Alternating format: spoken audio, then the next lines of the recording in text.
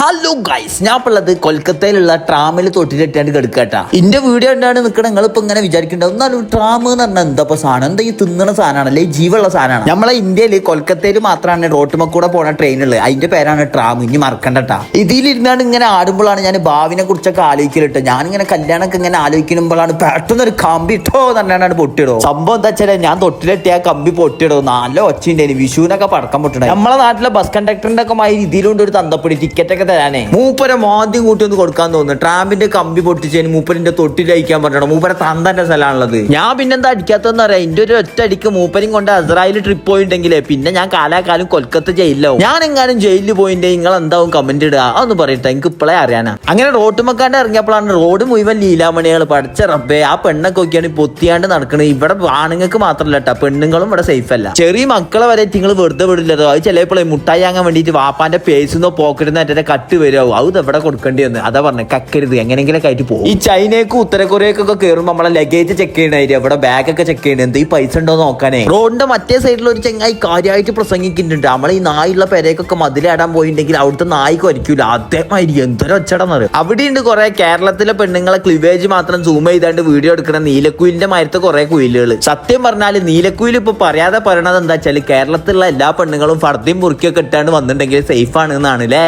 ഇവിടെ ഏതോ TV ചാനലിന്റെ ന്യൂസ് ഷൂട്ട് ചെയ്യാൻ തോന്നുന്നുണ്ട്. ഞാൻ മെല്ലെ അതിന്റെ ബാക്ക് പോയി കേട്ടെ. എന്നാൽ നാളെ കൊൽക്കത്തത്തെ TVയിലൊക്കെ എന്റെ ഫോട്ടോ വരും. അപ്പൊ ബൈ ബൈ, ഞാൻ പോയി വൈറലായി വരാം.